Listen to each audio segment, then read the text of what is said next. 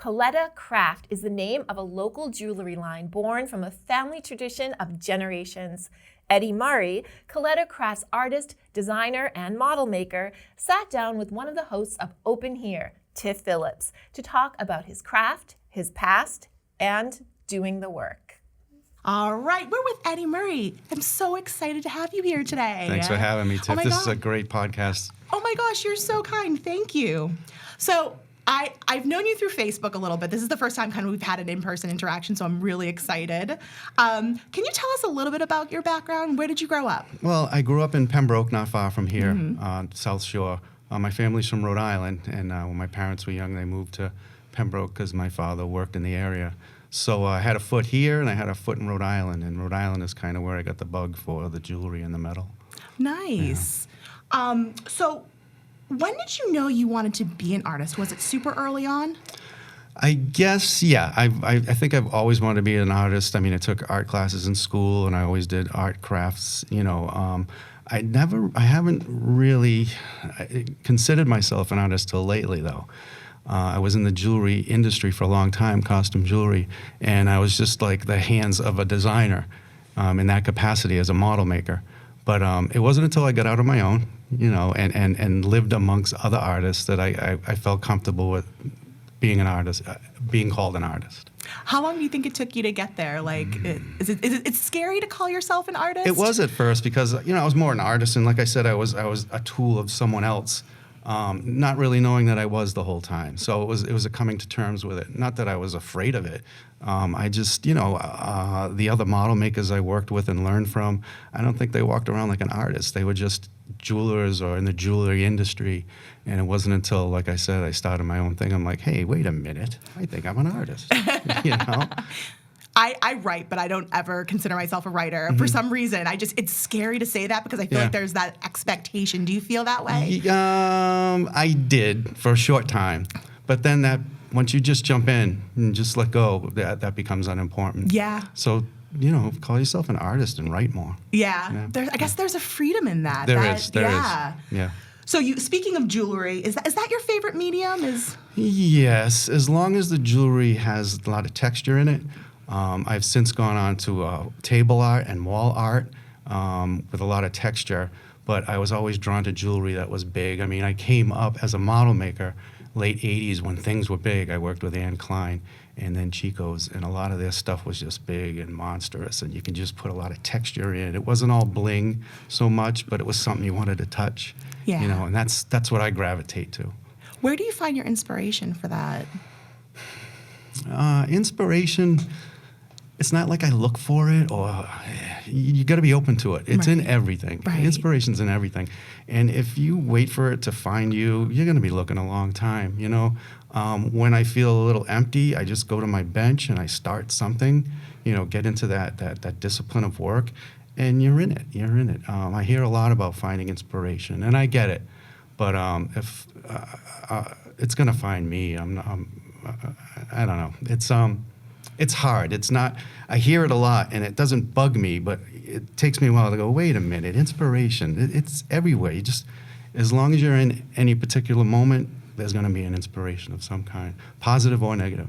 I love that when you said inspiration finds me. That actually makes the most sense. Yeah. Sometimes it helps not to look for it so much. Don't force it. Yes. I love that. So we heard a lot about the art shop from Jessie. Yeah. We had your friend Jessie. That was a great interview. Oh, is she crazy? Is she great? She's like a thunderbolt, isn't she? She's so much energy. Yeah. She's and you guys are both inspiration, just following your dream. Like, Yeah. I love that about you both. Can you just refresh our listeners just what the art shop is about? Jessie was a painter for years. I was a jeweler for years, and we got into we were in the art scene kind of as I got into less working as an in-house model maker in Rhode Island. I got into making my own stuff, going to festivals, music festivals, and selling it, going to art and craft shows. And she was always around. She was always, and popular. And if I was working on this side of the festival, I could hear her on the other side of the festival, So anyway, I knew of her, and then we discovered we had mutual friends, and we finally met and got to know each other. I think we respect each other's work ethic a lot. So when, let's see, I was still working in Rhode Island during the week, and she had an opportunity to get this small shop in Plimpton. And she called me, says, "Is this something you want to do?" And I said, "Yeah, let's try it." You know, like a little side hustle, you know, rather than lugging a tent around to show. Well, anyway, we got into that. And it was this tiny place, and she put her art on the wall, and I put my jewelry in there, and the thing it exploded. People in Plimpton, of all places, love Plimpton. Not to say it's a bad place, but it's in the woods. It's a small place. It is, and it just took off. And we looked at each other and said, "Let's build on this," you know. And we soon outgrew that, with our sites on Plymouth. Love it. And then I was all the jewelry industry kind of left us. There are still jewelry companies in Rhode Island, but nothing like the golden age, which was over 100 years. It's all overseas now, and model makers, people who actually sculpt the original model, there's no need for them anymore because there's CAD/CAM now, there's 3D printing, everything's pretty much programmed rather than handmade. Well, I'm glad you're still keeping it alive. Yeah, and thank you, and it's people like you that are keeping it going, you know. It's beautiful. I know I've been meaning to stop by there and take a peek, and I haven't made it over there yet. Next week, I'm gonna okay. Put it in. All right, we'll watch for it. You won't be sorry. You're gonna love the joint. Now it's on record, so I have to know. So under the art shop, you and Jesse have your own businesses under that. You have Coletta Craft. Yeah. You said the name came from a family member, correct? Yeah, my grandfather. I grew up watching him work out of his house. He had a workshop in the basement, and that's how he made his living. He and my grandmother worked together. He was a silversmith, and he made men's rings and mountings, and I grew up watching him do that. So it was kind of the family thing. He had 2 sons. Well, he had 3 kids, one being my mom. He had 2 sons that became model makers, and they guided me. I was apprentices under the 3 of them. And also my grandfather's grandfather in Italy was also a jeweler. I'm 5th generation. Wow. Yeah, so I'm the last. You're keeping it alive. That's incredible. Yeah. And so anyway, Coletta Craft his name was Vincent Coletta, so I took his name for my business, which at the time was freelance model making. So I worked in-house for different companies, but I'd also do designs for companies in the area too, you know. And as I got away from that, or as that got away from me, I started doing my own thing. So I just kept that name in honor of him. So how would you characterize your art? Yeah, it changes day to day, but I think if there's a thread throughout it, it's texture. Something you want to touch. I'm playing with color. You know, being around Jessie, she's like a color Jedi, and I always, ask her, "What do you think? What do you think?" And of these 2 colors together, or whatever. But I don't use a lot of stones. Like there's not a lot of bling. I'll accent with stones. It's about the metal. When I visualize something I want to make, it's always metal. Color and everything else will come afterwards. So it's something you want to touch. I love that because you feel like it's more real that it's coming to you. I Yeah. love that. Yeah. So I see you on Facebook all the time. You and Jesse are constantly working, even on your days off. It's like, oh. Yeah, we hate attention. Yeah. Yeah.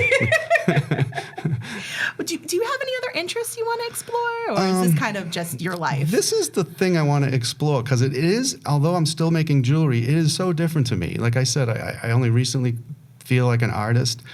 We're I wouldn't say new to Plymouth. We're going to be at our location on Court Street for it's going to be 6 years this spring.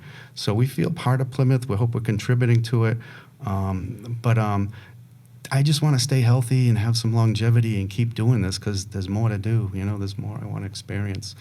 Art like this reminds you to recognize the moments and the moments that's what life is, and I really didn't feel that working in the industry those years. I mean, I did well. I made money. I got married. Had 2 great kids who are making their way now. I mean, that was necessary, but now it's a little different. Now it's my ideas. It's a little more my expression.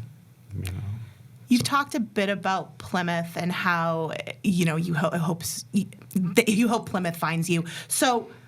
It has become a hub for the arts. Like Plymouth has really embraced the arts. Why do you think that is? I don't know. It's always. I grew up in Pembroke, and when the family from Rhode Island would come by, we would take them to see the historical sites. But there was always little bit of boheme in downtown. There always was that. You had to look for it, but I think it's for a big town, downtown is still very villagey, you know, and it's got that village charm, and I think it just draws people. There are restaurants that are year-round now. It wasn't like that when I was a kid. You get fish and chips, you know, only so many months out of the year. But now there are great restaurants down there. There's music down there. You know, we have the Center for the Arts, which is a great resource.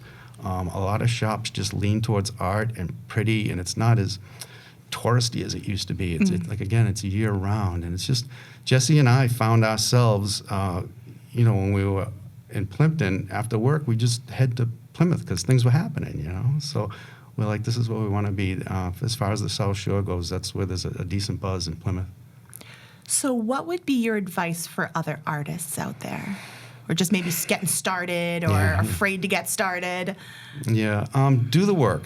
Just do the work. Find structure, make a schedule for yourself. It doesn't have to be strict. Again, find the things you like once you've set up some kind of schedule. You have to do the work. You have to get down there. You got to dig. Like I said, you can't wait for things to just, you know, oh, okay, I'll make this. Make a schedule. It's all about the work. I can't stress that enough. We have a lot of artist friends, and they're wonderful. And you'll see a piece from them a year, 2 pieces from them a year. And again, they're wonderful, and that's what they're comfortable in. But I could never work like that. I have to keep at it because I'm finding a lot of joy in it. And so just do the work. Joy, that's what it's all about. Yeah. So what do you think the future holds for you? More of what I'm doing, I hope. Again, this is the future I was hoping for, you know, years ago as far as working, you know.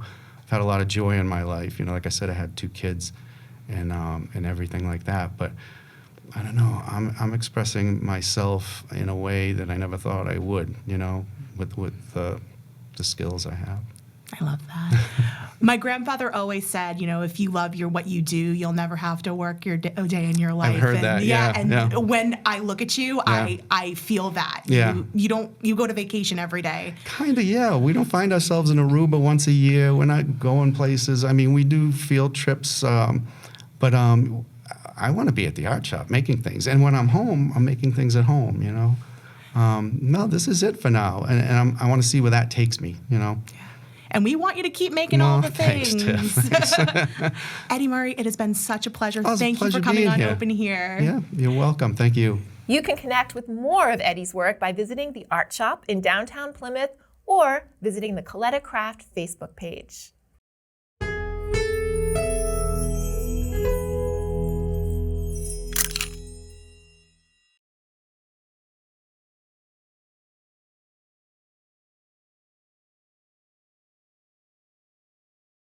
Hi friends, if you like this video by The Local Scene, share the love and give it a thumbs up. Don't forget to subscribe.